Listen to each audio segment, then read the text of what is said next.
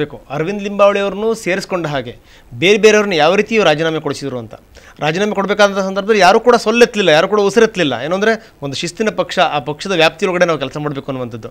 ಆದರೆ ಈ ಸಚಿವರುಗಳಿಗೆಲ್ಲ ಅನ್ವಯಿಸುವಂಥದ್ದು ಮುಖ್ಯಮಂತ್ರಿಗೆ ಅನ್ವಯಿಸ್ತಿಲ್ಲ. ಅದು ಬಹಳ ದುರಂತದ ಸಂಗತಿ ಅಂತ. ಅರವಿಂದ್ ಲಿಂಬಾವಳಿ ಅವರು ದಲಿತರಾಗದೇ ಇದ್ದಿದ್ರೆ ಬಹುಶಃ, ಅಥವಾ ದಲಿತರೆಲ್ಲ ಒಂದಾಗ್ಬಿಟ್ಟಿದ್ರೆ ಇವತ್ತಿನ ಸಂದರ್ಭ ಇದೆಯಲ್ಲ, ಅವರ ರಾಜೀನಾಮೆ ಕೊಟ್ಟಾಗ ಅದು ಅವರ ಪಕ್ಷದ ಆಂತರಿಕ ವಿಚಾರ, ನಾ ಮಾತಾಡೋದಿಲ್ಲ, ಇಂಥ ಸನ್ನಿವೇಶ ಯಾರಿಗೂ ಕ್ರಿಯೇಟ್ ಆಗಬಹುದು. ಅದೇ ರೀತಿ ರಾಮಚಂದ್ರೇಗೌಡರು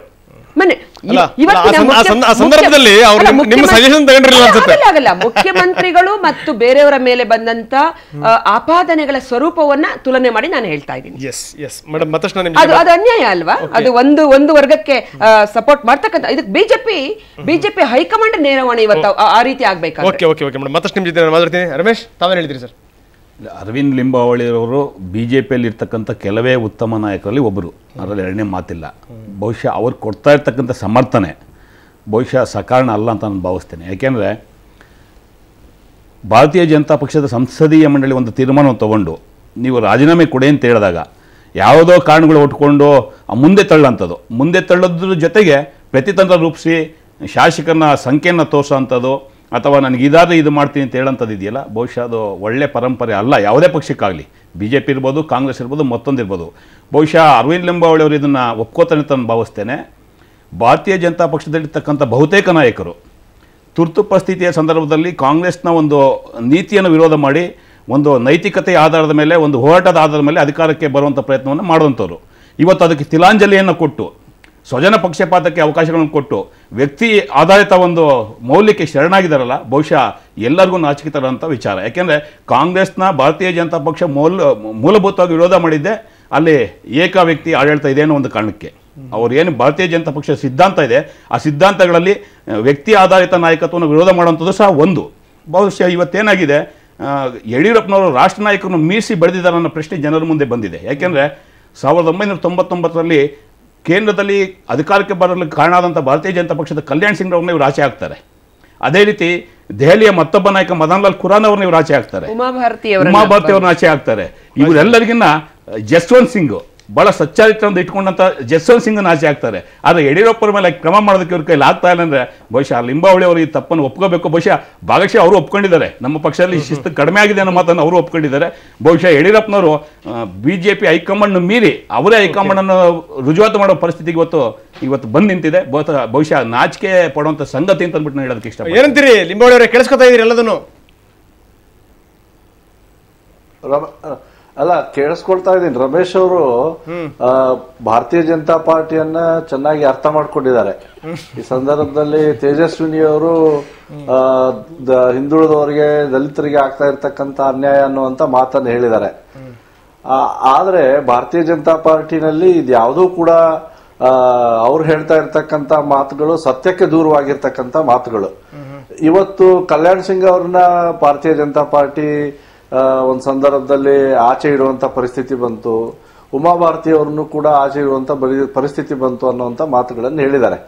ಇಷ್ಟು ವರ್ಷ ಕೆಲಸ ಮಾಡಿರ್ತಕ್ಕಂಥ ಸನ್ಮಾನ್ಯ ಯಡಿಯೂರಪ್ಪನವರು 2 ದಿವಸ 3 ದಿವಸ ಸಮಯಾವಕಾಶ ಕೊಡಿ, ನಾನು ರಾಜೀನಾಮೆ ಕೊಡ್ತೇನೆ ಅಂತ ಹೇಳಿ. ಯಾಕೆಂದ್ರೆ ಅವರು ಬಲವಾಗಿ ತಮಗೆ ಗೊತ್ತಿರೋ ಹಂಗೆ ಹಿಂದೂ ಧರ್ಮದಲ್ಲಿ ಬಹಳ ನಂಬಿಕೆ ಇಟ್ಟಿರ್ತಕ್ಕಂಥವ್ರು, ಮುಹೂರ್ತಗಳಿಗೆಲ್ಲ ಬಹಳ ವಿಶೇಷವಾದಂತ ಆದ್ಯತೆಯನ್ನ ಕೊಟ್ಟಿರ್ತಕ್ಕಂಥವ್ರು. ಆ ಸಂದರ್ಭದಲ್ಲಿ ಯಾವುದೋ ಒಂದು ಸಮಯವನ್ನು ಕೇಳಿ ಈ ಸಮಯದಲ್ಲಿ ನಾನು ರಾಜೀನಾಮೆ ಕೊಡ್ತೇನೆ ಮುಖ್ಯಮಂತ್ರಿ ಪಕ್ಷವನ್ನು ಕಟ್ಟಿರ್ತಕ್ಕಂಥ ಒಬ್ಬ ಹಿರಿಯ ನಾಯಕರು ಅಷ್ಟು ಈಗ ಇರಿ, ಅಧಿಕಾರ ಹೋಗ್ತಕ್ಕಂಥದ್ದು ಆಷಾಢದಲ್ಲಿ ಹೋದ್ರೇನು, ಹುಣ್ಣಿಮೆಯಲ್ಲಿ ಹೋದ್ರೇನು, ನೀವು ಅವರನ್ನು ಉಳಿಸೋದಾದ್ರೆಪ್ಪ ಪೌರ್ಣಿಮೆ ಬರೋ ತನಕ ಕಾಯೋಣ. ಉಳಿಸ್ತೀರಾ? ಹೋಗ್ಲಿ, ಹೈಕಮಾಂಡ್ ಉಳಿಸೋದಾದ್ರೆ ಓಕೆ, ಶ್ರಾವಣ ಬರ್ಲಿ, ಸಂತೋಷ. ಇಲ್ಲ, ನೀವು ಹಿಂದೂ ಧರ್ಮ ನಾನ್ ನಂಬ್ತಿಲ್ಲ, ನೀವ್ ಹೇಳ್ತಾ ಇದ್ದೀರಾ. ಕಷ್ಟಪಟ್ಟಿರ್ತಿದೆ ಯಡಿಯೂರಪ್ಪಜಿಗೆ. ಯಾರ್ದಾರ್ದು ಸಾವಾದ್ರೆ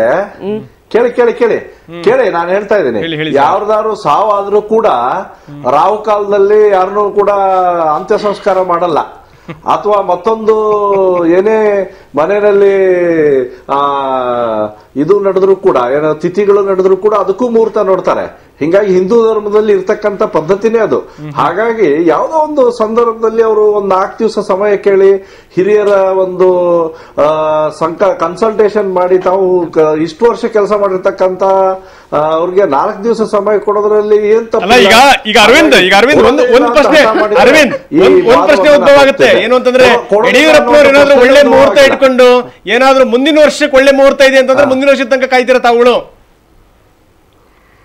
ಅರವಿಂದ್ ಜಿ, ನಿಮ್ಗೂ ಗೊತ್ತು, ಈಗ ಪೂಜೆ ನಡೆಸ್ತಾ ಇದ್ದಾರೆ. ಅಷ್ಟು ಮುಂದಿನ ವರ್ಷ ಅಂತ ಅಲ್ಲ, ಮುಂದಿನ ವರ್ಷ ಅಂತ ಕೇಳಿಲ್ಲ ರಂಗನಾಥ್ ಅವ್ರೆ. ಮುಂದಿನ ವರ್ಷ ಅಂತ ಕೇಳಿಲ್ಲ. ಅವ್ರು ಕೇಳಿರ್ತಕ್ಕಂಥದ್ದು 30 ಅಥವಾ 31ನೇ ತಾರೀಕು ನಾನು ರಾಜೀನಾಮೆ ಕೊಡ್ತೇನೆ ಅನ್ನುವಂತ ಮಾತನ್ನು ಹೇಳಿದ್ದಾರೆ. ಹಾಗಿರುವಾಗ ಈಗ ಕೊಡೋದಿಲ್ಲ, ಹೈಕಮಾಂಡ್ ಮಾತು ಕೇಳ್ತಾನೆ ಇಲ್ಲ. ಭಾರತೀಯ ಜನತಾ ಪಾರ್ಟಿ ಹೈಕಮಾಂಡ್ ಅಷ್ಟು ಕ್ಷೀಣವಾಗಿರ್ತಕ್ಕಂಥದ್ದು ಏನಲ್ಲ.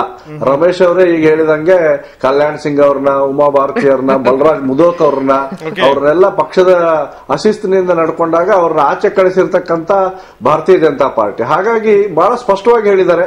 ಹೀಗಾಗಿ ಈಗಾಗಲೇ ಸನ್ಮಾನ್ಯ ಯಡಿಯೂರಪ್ಪನವರು ನಮ್ಮ ರಾಷ್ಟ್ರೀಯ ವರಿಷ್ಠರಾಗಿರ್ತಕ್ಕಂಥ ರಾಜನಾಥ್ ಸಿಂಗ್ ಅವ್ರ ಹತ್ರ, ಅರುಣ್ ಜೇಟ್ಲಿ ಅವ್ರ ಹತ್ರ ಮಾತುಕತೆಗೆ ಈಗ ಹೋಗಿದ್ದಾರೆ. ತಾವೇ ಈಗ ಸುದ್ದಿ ಕೊಟ್ರಿ. ಸೊ ಅಂತ ಸಂದರ್ಭದಲ್ಲಿ ಈ ರೀತಿಯ ಕನ್ಸಲ್ಟೇಷನ್ ನಡೆಯುವಂತ ಸಂದರ್ಭದಲ್ಲಿ ಆ ಪ್ರಕ್ರಿಯೆ ಪ್ರಾರಂಭ ಆಗಿದೆ.